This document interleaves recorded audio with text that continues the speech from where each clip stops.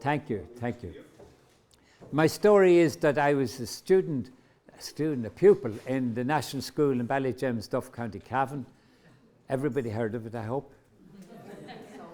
And the priest came and he announced that he had entered the Tidy Towns competition. And I was to take care of this street and someone else with me, and we were all given jobs. My father was out painting walls. Now this was in the late 1958 the competition started, so it was just 1960 or something. I left maybe a year afterwards or whatever. But we won in 66 and 67. The last place to win in succession after each other. Before that it was Virginia, won 2 years before. Before that it was Glenties and Rathvilly. And in Cavan also had Mount Nugent and Killashandra. But it's not even in the races anymore because it's a different competition. At that time, that's where the name Tidy Towns comes in. The places were filthy dirty. Houses weren't painted, litter was everywhere. And Bord Fáilte wanted to do something for tourism. So that's the origins of Tidy Towns. And now, as we've evolved, there's more ecology, and so on. That time it was plant trees are good, and that's always been the case. So they did plant a few trees, and indeed I did a plan for Ballygems stuff many years later, and the trees are planted there and they've made a difference. But anyway, but after that I studied horticulture, I went to UCD, and then I went to America, did a master's and PhD, and I came back and I worked with Dublin City Council Parks Department, became a landscape architect, went to South Dublin County Council and managed the Parks Department there until 2007. And I retired and I became a lecturer in TUD, what was ITB before that. So I was a lecturer there up until this year I decided better stop. And the funny thing is there's no age barrier, could keep going. But I got involved after I retired in 2007 with the Tidy Towns competition, and I'm an adjudicator since then. And then in 2013, I became an adjudicator for Entente for All Europe. Have you heard of that? Yes. Some of you have. And, sorry? Entente for All Europe. It's a European competition which is going since 1975. 50 years, this is his 50th year. Ireland enters 2 places, and Malahide was entered in Entente for All in the early years, and Skerries was entered as well.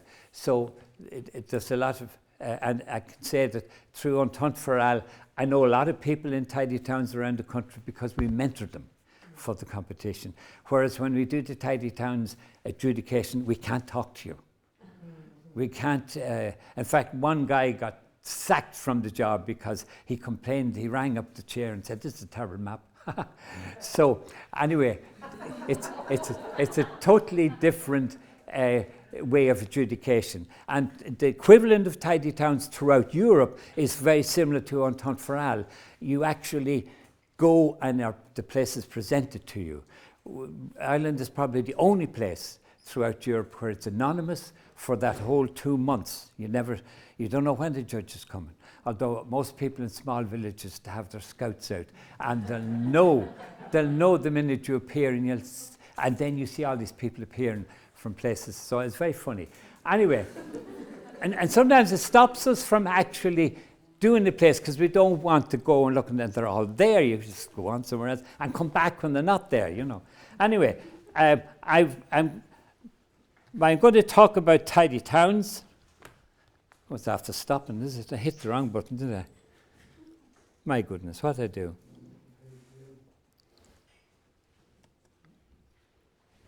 Oh, I have to log in again, sorry. Your fingerprint couldn't be recognized. How about that? How about that, huh? And now I got a phone, it recognizes my face. Why won't this? Okay, now I'll do page up, page down, I think. Right, we'll do it this way. Now, I'm going to give you a little bit of an overview, first of all, of this is Dublin, as you know. This is Dublin enters the Tidy Towns competition, various places, and it's in more recent years that more places in Dublin are entering.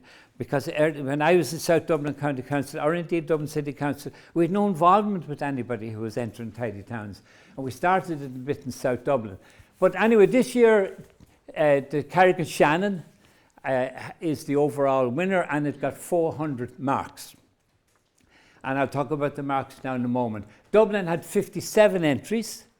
It's not the most, but I think you have maybe Limerick and Kerry would probably, well, they'd be equivalent. So.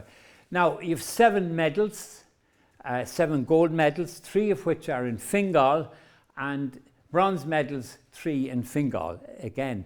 So Fingal's doing well in this, and you've seen the 2 pictures. Now, think about Kildare. Kildare has 31 entries for years. It's got no overall winner yet, but it's got 12 medals, 11 of which are gold this year, and 1 is silver. It's knocking on the door for years, and it hasn't broken through to get an overall winner, which is a shame because it's doing very well. The only one that links with it is Cork South, has 38 entries, and it's got 11 medals as well. Excuse me, I drink a lot when I'm talking. But it has 2 overall winners, Kinsale and Ballincollig. Now look at Clonsilla, I see, got the Endeavour Award. The Endeavour Award means they got the most in that county in a percentage basis from the previous year.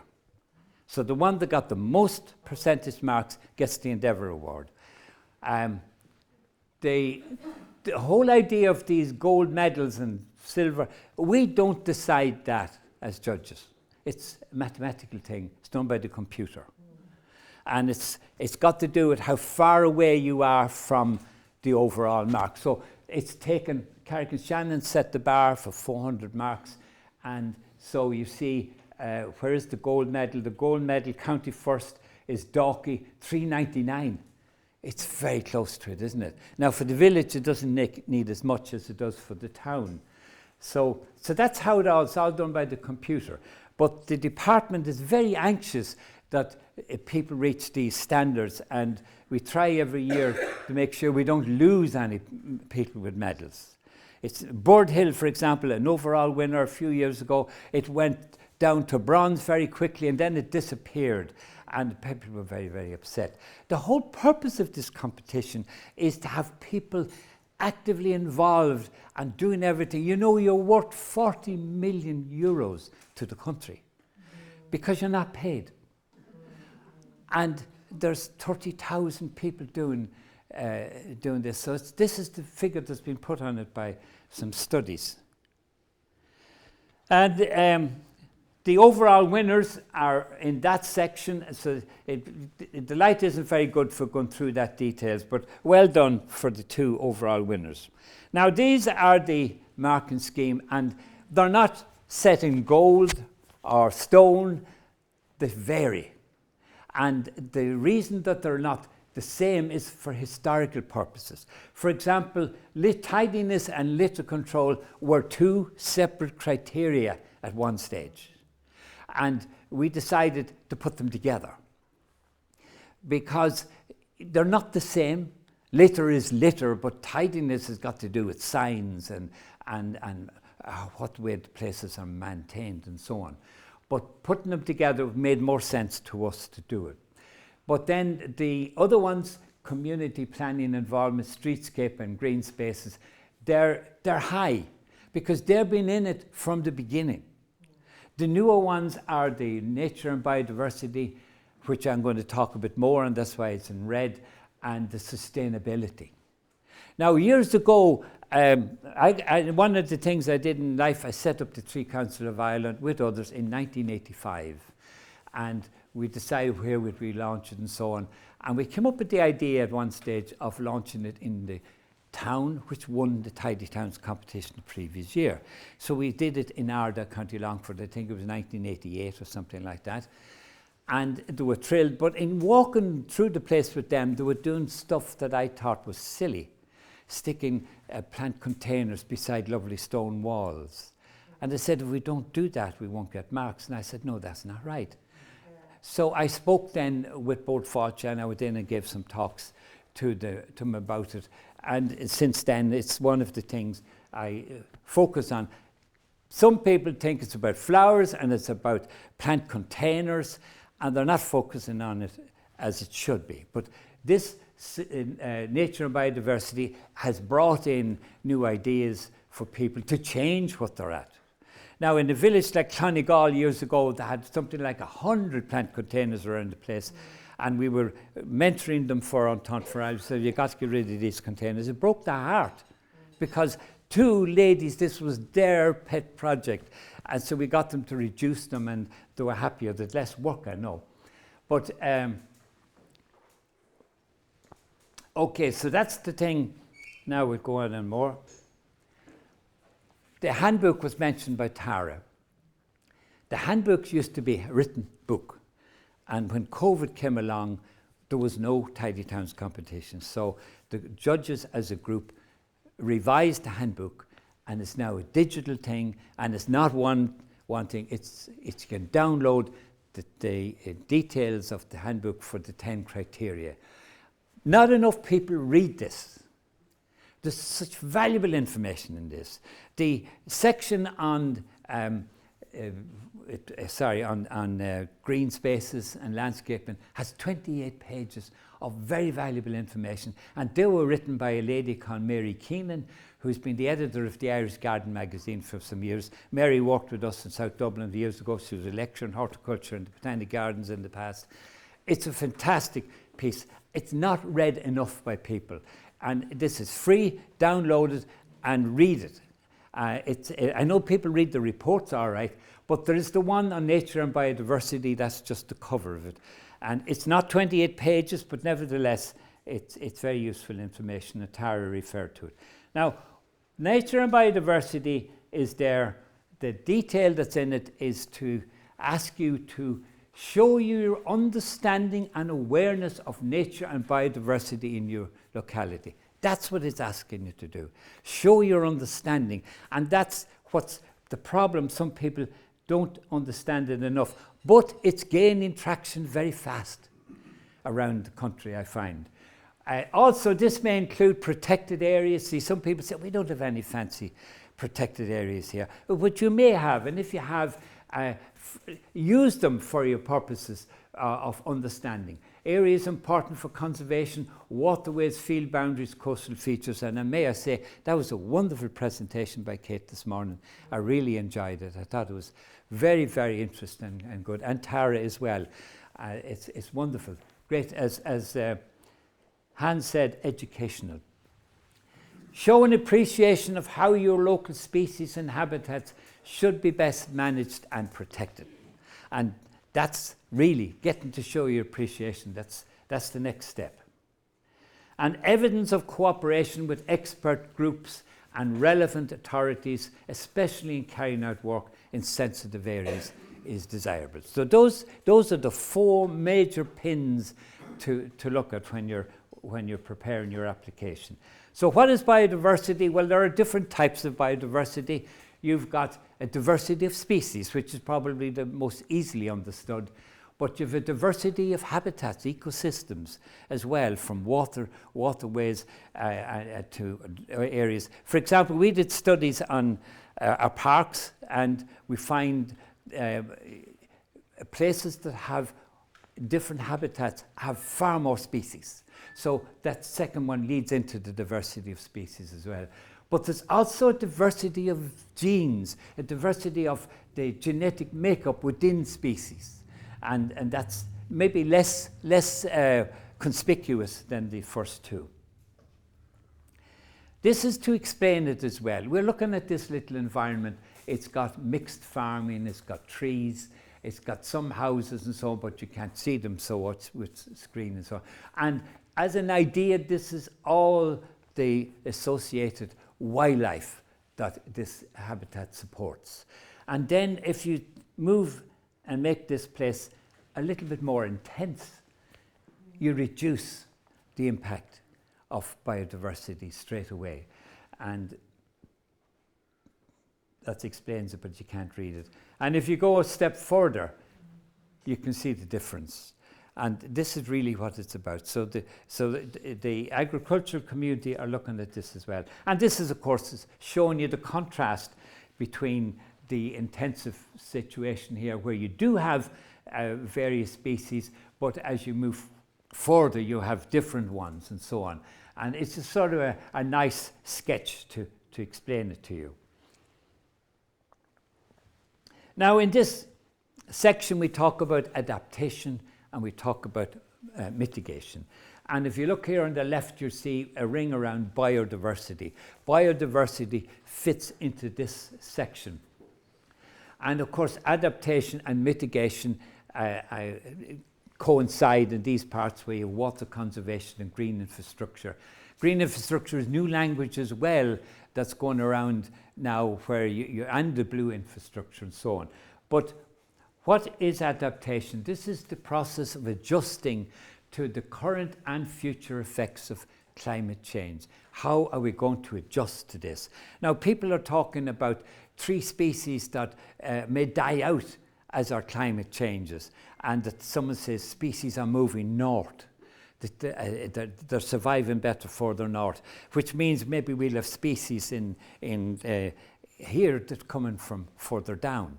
And we thought that, and maybe it will happen, but if some years ago when the weather was getting very bright or very, very hot, people bought a lot of these tree ferns and various things, and they all died when we got a severe frost, a cold winter. So it won't happen in a straight line, it'll take some time. But the difference between adaptation and mitigation is that mitigation means you're preventing or reducing the emissions of greenhouse gases. And this is the problem we're having with, as more people are coming into the country, more houses are being built, more fossil fuels are being used. So mitigation is where you try, this is where you have electric cars and industry or efficiency and so on. So that's just to show you the differences between the various terminologies that are being used. Now, I find that this whole idea of nature and biodiversity is really moving well throughout the country. Tidy towns communities have adapted to this very well. And these are some examples where you can't see this picture. This is Nace, and this is the red valerian growing in a wall. One of the best pollinators we have, but it's not native. So you mightn't like it for that reason, but that becomes another debate. Are you going to be getting rid of all these? There are some ecologists, Mary Reynolds is the one name that's thrown out a lot. She insists only on native species, but then these other ones can play a role. Along the railways, I find, can be very good areas for biodiversity, because they're really not managed unless they're sprayed. That's the other problem. And then little towns like Ballacalla have taken to this by growing herbaceous plants. The whole thing has changed. So the All-Ireland Pollinator Plan came out back in before that, what was 2017 or something like that. And now this is the second stage of it, which is 2021 to 2025. And this is our guiding principles. And this is an interesting document. Its objectives are to make farmland pollinator friendly, which means going back to more diverse areas, making public land pollinator friendly. That's happening in a big way around the place. Making private land pollinator friendly. That's going to take a little longer. Some people like to have that lawn. And I have to say, my wife would be one of those. If you don't cut the lawn, I mean, you have to have it cut. So that's going to take a little bit longer. But the best one in the country is this guy, Lord, what you call him, in Meath. He's 700 acres, I think. He's let it go, and he's given talks around the country. The All-Ireland Honeybee Strategy, conserving rare pollinators, and strategic coordination of the plan. And how this impacts then is for crops, to have better pollination. If you've diversity of pollinators, you're looking at bees. Your wild plant pollination, and you've other benefits, and this is all leading into climate improvement. Now, the steps I'm going to mention here are what's advised for nature and biodiversity. And the first thing is, you've heard it before, don't mow, let it grow. Now, it's funny, this will take a change for some people. Keju is a little village in County Roscommon, and we mentored it for Entente Foral a few years ago, and the chair of the Tidy Towns, he just loves mowing. He mows all over the place. And all around the church, there was all this grass area, all mown. And I said to him, I want to talk to the priest about this. I didn't know he was mowing it, you see. And I want to talk to the priest, and we want to change it, because the judges are going to come up here, and they're going to be critical of this, that there's no areas left unmown. I no, leave him alone. We talked to him, and I was, oh yeah. So he put me off totally, so I never got to see the priest. But anyway, we persuaded him to stop it. And in the little park in the middle of Keju, if anybody knows it, orchids appeared. And it was wonderful. Now, I don't know if he's back to mowing or not since, because I'm not around anymore. But it was a great exercise, and everybody appreciated it, and the judges were thrilled. So you can have short flowering meadows where you cut every 6 weeks, starting mid-April, or you can have long flowering meadows where you cut once a year in September. You can also have, say, spring meadows where you don't cut till after the spring, or summer meadows where you cut up to a certain stage. So there's different ways you can do this. But one way or another, it's a good idea if you can make a change. And you never know what will appear. So here you have an orchid on the left-hand side, and you have the cowslips and so on. And this is a slide, by the way, of Dr. Fiona McGowan, a well-known ecologist, and a few slides follow hers. And she used to be Tidy Town judge, and she got too busy. So anyway, first mowing late April mentioned, mow every 4 to 6 weeks is recommended, but you lift and remove the cuttings. Now that's presenting a problem for some people, I appreciate. You have to put it, you can put it in compost or something. Fingal is doing wonders with this. I live near Blanchardstown, and this is the sign of the bee. Now, it looks very big in the picture here, but it's not actually that big when you're beside it, but it's just so you can blow it up on the screen. But it is wonderful, and you can see when you go closely to that little area, you can see all the different diversity of flowers that are appearing. And they're there. They're there. You just need to encourage them to come along. The next thing is to protect and create native hedgerows, and somebody's going to speak on hedgerows later on. So I won't be taken from the thunder of that, of just a few slides. But you know, these hedgerows, which you can't see the picture, the sun is on it, it's a unique environment we have here. They don't have them in the Netherlands, Hans, isn't that right? They don't have them in continental Europe, but they are in the UK and Ireland. Why? Because in the 17th century there was grants, the Enclosure Acts, to make these so that keep the animals in place. And we have them. Some people think, oh, it's the Celtic landscape. Not at all, it's more recent.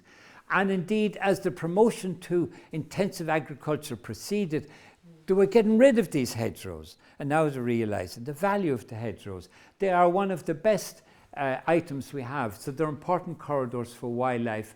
And so flowers grow on older wood. This is the blackthorn, which are all over the country. And we were worried about fire blight disease coming in on the blackthorn or on the hawthorn years ago. It didn't happen. It came, but it didn't really get very far. And this is practiced in our parks. In Corca Park, where I was in South Dublin, the idea was not that you get rid of these hedgerows, but encourage the hedgerows and build the parks in and between them. And that's they saved the hawthorn in that particular case. And we have a tourist caravan park in Corca Park, and so we put a fence around it and put it in the sloe, the Prunus spinosa. And there's a close-up of the hawthorn, a wonderful plant. And of course you have variations of colour throughout as the country. So it's something we're learning to appreciate more and more. And what I like is going through some of the roads, particularly in County Meath, that you have hedge parsley, which does a wonderful display in the spring. And it always does. It never stops. So it's great. So these are the hedgerows. Now, the next thing is to plant pollinator-friendly trees. And you can see here in this picture, one of the most well-known is the willow. The willow is good for pollination. And so also is the lime tree, which is down the picture in the middle. And the horse chestnut is here on the left. Now, I'm not looking at native or not here. Some trees are very good for pollination. The lime is great because it flowers in the summer when a lot of the other flowers are gone. But the flowers are not that significant. The silver lime, by the way, is apparently toxic to bees, so it's not the one to grow. But it's one of the best trees for bees, the lime tree. So native trees and shrubs such as willow, rowan, crabapple and holly support huge numbers of pollinators. If you plant a young tree in the autumn or winter or grow them from seed or allow mature trees to grow in your hedgerow. You can have a flowering succession from February to October with willow, with dandelions, white-thorn clover, knapweed, bramble and ivy. And I'll be mentioning ivy towards the very end. But and that's how it works. Oh, have I? I'm not going to make it. Avoid pesticides, and this is a big thing because they're doing harm. It's not easy to do it, and in my day we did a lot of spraying of herbicides throughout. We're fortunate we don't have to apply pesticides much in Ireland. A lot of pests don't like living here anyways, just the weeds grow very well. So the problem with this is overuse. And tidy towns and FOSS schemes are the biggest culprits in my experience. This is a cemetery in Limerick. It's absolutely awful. They're spraying it every year and they don't know what they're at and they're killing another bit of grass every year. So you have to show something extreme to get the message across. So that's an example of that. Create nesting habitats. Wild pollinators nest in hedgerows, long grass, dry stone walls and bare earth. Scrape back some bare earth on sunny slopes, drill holes and so on. So these are various things you can do to support them. Pollinator friendly plants. You can get all this information available, and the thing about it is if it's a single flower as opposed to a double flower, it's going to be good for that. Now, example from France in just October, a few weeks ago, the public planting that they have is a little bit tropical, but they have a lot of pollinators here as well. It looks better on the screen because the sun is destroying the picture there. But right near where I live, Roselawn Road in Castleknock, this is a little job done by Fingal, and I think it's wonderful. It's terrific. It's doing a nice job. So, and then think twice about getting a hive of honeybees, because apparently there's concern that the honeybee might be competing with the native bees. So that's one thought there. And I'm ending now in another 10 slides, I think. Be careful with wildflower seed mixes, because they don't always work and they may bring in invasive plants. I had this plant growing in the garden. I couldn't figure it out from the various books. I brought it to Botanic Gardens, and I can't remember what name they came up with, but the point about it is the guy who picked it up got a rash. And it's an invasive plant from Europe. So some of these bird seed mixes have invasive plants in them, so you have to be careful about that.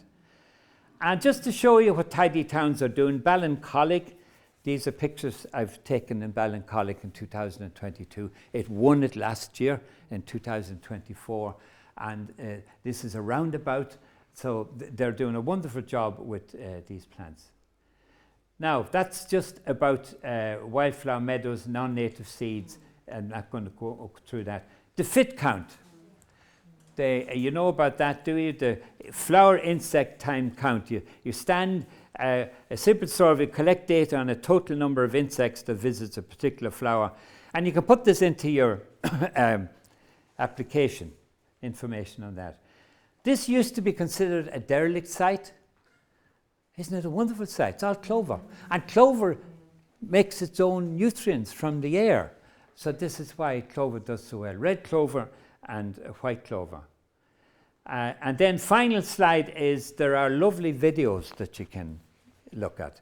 Very informative, and they're listed on there, and maybe even Google you'll find some as well. So I think that's my last slide. Yes. Oh no, this is my last slide, sorry. Just to show you about ivy, because ivy is controversial. Yeah. Some people hate it, and the ecologists love it. Yeah. And it's a nice plant, but as far as I'm concerned, if I plant a tree and I like the stem, I want to see the stem. So this is opposite where I live, where I went over and I cut the ivy on the trees, Fingal's trees, and it dies back all the way up the stem. And it's no spray, nothing needed, it's just the way to do it. And this is definitely the last slide. I like this innovation that the Fingal are doing around the county, where they're giving areas for people to compost, because that's another form of biodiversity. Thank you very much. Thank you. Okay.